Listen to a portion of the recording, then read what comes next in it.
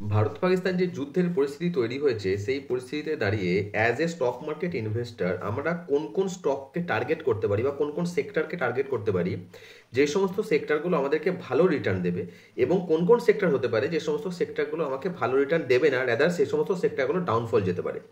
তো আজকে আমার এই ভিডিওর বিষয়বস্তু এটাই, যদিও যুদ্ধ কোনোভাবেই কোনো দেশের পক্ষে ভালো না।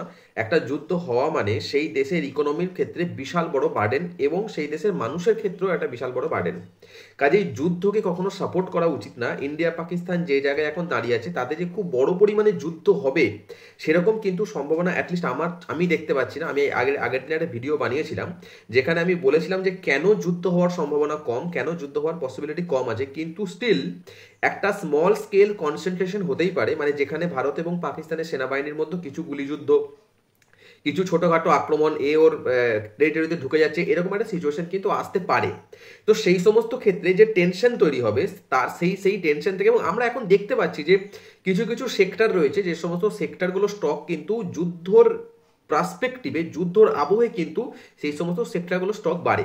তো আজকে আমি দু ধরনের জায়গা নিয়ে আলোচনা করব। প্রথমত কোন কোন সেক্টর যেগুলো লস করবে বড় পরিমাণ এবং কোন কোন সেক্টর যেগুলো প্রফিট করবে, ডেফিনেটলি লস করার জায়গাটা অনেক বেশি। তো ফার্স্টে আমি আসি কোন কোন সেক্টর সব থেকে হেভি লস হবে, ঠিক আছে। তার মধ্যে ফার্স্ট অফ অল প্রথম যেটা আছে সেটা হচ্ছে ট্যুরিস্ট অ্যান্ড হসপিটালিটি সেক্টর। মানে যে সমস্ত স্টকগুলো যারা ট্যুরিস্ট এবং হসপিটালিটি মানে ট্রাভেলের সঙ্গে যুক্ত, তারা বিশেষ করে কাশ্মীর ট্রাভেল যাদের যুক্ত সেগুলো তো খুবই লস করবে এবং আমরা দেখেওছি সেটা অলরেডি। তো আমি প্রত্যেকটা সেক্টর বলার সাথে সাথে তার কিছু স্পেসিফিক স্টক বলবো, সেই স্টকগুলো কখনোই রেকমেন্ডেশন না, জাস্ট সেই সেক্টরে কোন কোন স্টক বিলং করছে তার লিডিং স্টকগুলো যাতে আমি উল্লেখ করে যাবো, ঠিক আছে। এটা বাড়া কমা পরের ব্যাপার, সেটা নিয়ে যদি চাও তো কমেন্টে যদি কমেন্ট করো তো আমি সেখান থেকে ডিটেলসে ভিডিও বানাবো, কিন্তু এখন আমি জাস্ট স্টকের নাম বলে যাচ্ছি। প্রথমত হচ্ছে ট্যুরিস্ট অ্যান্ড হসপিটালিটি সেক্টর, যার উপরে কিছু কিছু স্টক হচ্ছে ইন্ডিয়ান হোটেল কোম্পানি আছে, ওবেরয় গ্রুপ আছে যেটা EIH লিমিটেড নামে লিস্টেড আছে, আর আছে লেমন ট্রি হোটেল। এই যে তিনটে স্টক বললাম এরা এই সেক্টর লিডিং স্টক, ঠিক আছে। এদের কিন্তু একটা ডাউন হওয়ার সম্ভাবনা রয়েছে এবং অলরেডি চলছে।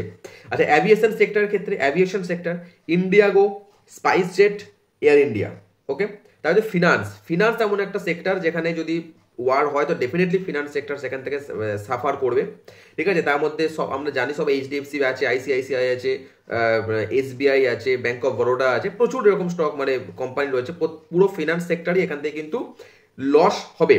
এছাড়া যে সেক্টরগুলো আছে যাদের স্পেসিফিক নাম আমি বলছি না, বাট শুধু সেক্টরগুলোকে উল্লেখ করে যাচ্ছি, সেরকম হচ্ছে রিয়েল এস্টেট আছে, এন্টারটেনমেন্ট আছে, অ্যাগ্রো প্রোডাক্ট আছে, ম্যানুফ্যাকচারিং সেক্টর আছে, FMCG সেক্টর আছে। এই সমস্ত সেক্টরগুলো রয়েছে, এরা কিন্তু ম্যাসিভ লসের মুখে পড়বে। কারণ আমি এটা বললাম যে যে সেক্টরগুলো আমি স্পেসিফিক নাম বললাম না, সেই সমস্ত সেক্টরগুলোর উপর প্রভাব তখনই আসবে যখন একটা ফুল ফ্লেজেড ওয়ার হবে, একটা ফুল ফ্লেজেড একটা যুদ্ধ হবে। আদারওয়াইজ কিন্তু এই সেক্টরগুলোর উপর কিন্তু খুব বেশি পরিমাণে প্রভাব পড়ার সম্ভাবনা নেই। তবে যে সেক্টরগুলোর উপর সব থেকে বেশি প্রভাব পড়বে সেগুলো আমি অলরেডি বলেছি, ট্যুরিজম সেক্টর 1 নম্বর, 2 নম্বর অ্যাভিয়েশন, 3 নম্বর ফিনান্স। এই তিনটা সেক্টরের উপর কিন্তু প্রভাব পড়বে, এবং সাথে সাথে FDI যে আমাদের ইন্ডিয়াতে FDI আছে তার উপর কিন্তু প্রভাব পড়বে, মানে বিদেশি বিনিয়োগ কিন্তু ভারতে আসার প্রবাবিলিটি কমে যাবে, ঠিক আছে। এছাড়া ইন্ডিয়ান যে আনস্টেবিলিটি তৈরি হবে সেটা কিন্তু ইন্ডিয়ান মার্কেটকে অনেক বেশি মানে ভোলাটাইল করে দেবে, যেখানে ইনভেস্টাররা ইন্ডিয়ান মার্কেটে ইনভেস্ট করতে ভয় পাবে, কারণ এটা এরকম ওয়ার্ল্ড লাইক সিচুয়েশন তৈরি হলে সেখানে ইন্ডিয়া থেকে কিন্তু টাকা অন্য দেশে চলে যাওয়া বা ইন্ডিয়ার মার্কেট থেকে টাকা উঠে যাওয়া, মার্কেট ইকুইটি থেকে টাকা উঠে অন্যান্য সেফ হেভেন, গোল্ড, সিলভার, এই সমস্ত জায়গায় মানে ইনভেস্ট হয়ে যাওয়ার সম্ভাবনা একটা থাকবে। এরপর আমি আসছি যে কোন কোন সেক্টর আছে যেগুলো এই জায়গা থেকে, এই ওয়ার্ল্ড লাইক সিচুয়েশন থেকে প্রফিট গেইন করতে পারে। প্রথমেই যার নাম আসে দ্যাট ইজ ডিফেন্স সেক্টর।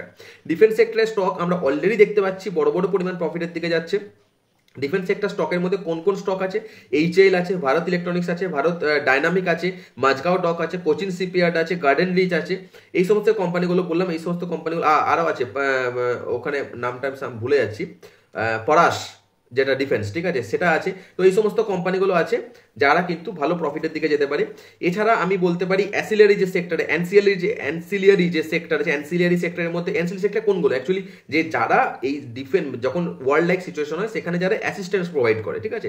এদের মধ্যে আছে ভারত আর্ট মুভার্স আছে, টাটা পাওয়ার আছে, L&T আছে। এই ধরনের যে স্টকগুলো আছে যারা হেভি ভেহিকেল বানায়, যারা আর্টিলারি মানে আর্টিলারি বানায় না, আর্টিলারি মুভ করতে সাহায্য করে, ঠিক আছে, তারপরে বিভিন্ন রকম অ্যাসিস্ট্যান্স দেয়, এই সমস্ত কোম্পানিগুলো। এছাড়া একটা যে বড় সেক্টর যেটাকে আমরা খুব বেশি হয়তো পাত্তা দিচ্ছি না, কিন্তু যারা কিন্তু ওয়ার্ল্ড লাইক সিচুয়েশনে এবং যদি স্মল স্কেল ওয়ারও হয় সেক্ষেত্রে হয়তো যুদ্ধটা অস্ত্র নিয়ে হবে না, কিন্তু যুদ্ধটা মস্তিষ্কের যুদ্ধ হবে। সেই জায়গায় যে সেক্টরটা সব থেকে বেশি বেনিফিটেড হবে সেটা হচ্ছে যে সাইবার সিকিউরিটি প্রোভাইডার। কারণ আমরা জানি যে এখন মডার্ন ওয়ারফেয়ারে যতটা না যুদ্ধ হয় গোলা বারুদ নিয়ে, তার থেকে বেশি অনেক বেশি যুদ্ধ হয় ডেটা নিয়ে। কে কার ওয়েবসাইট হ্যাক করে নিচ্ছে, ডেটা করে নিচ্ছে, তাদের সিস্টেমকে গন্ডগোল করে দিচ্ছে, ঠিক আছে। তো সেখানে সব থেকে লিডিং যে কোম্পানিগুলো সাইবার সিকিউরিটি, সেটা হচ্ছে কুইকহিল সিকিউরিটি, যারা প্রোভাইডার ইন্ডিয়াতে লিস্টেড।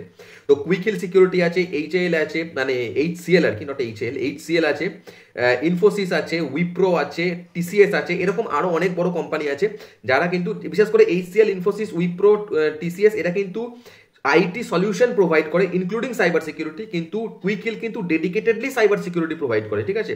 তো এই সমস্ত কোম্পানিগুলো আছে যারা কিন্তু এখান থেকে বেনিফিট হওয়ার সম্ভাবনা রয়েছে।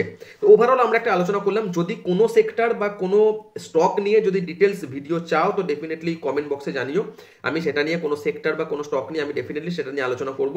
আপাতত এটা একটা ওভারঅল ভিউ, এখান থেকে এই স্টকগুলোর উপর আমরা নজর রাখতে পারি যে এদের ফিউচার প্রেডিকশন কি হচ্ছে এবং এদের ফিউচার গ্রোথ কি হবে এবং ইন্ডিয়া পাকিস্তান সিচুয়েশন কোন দিকে যাচ্ছে তার উপর ডিপেন্ড করে কিন্তু অনেক কিছু ডিপেন্ড করছে। জাস্ট এটুকুই আজকের মতো। ওকে, চলো।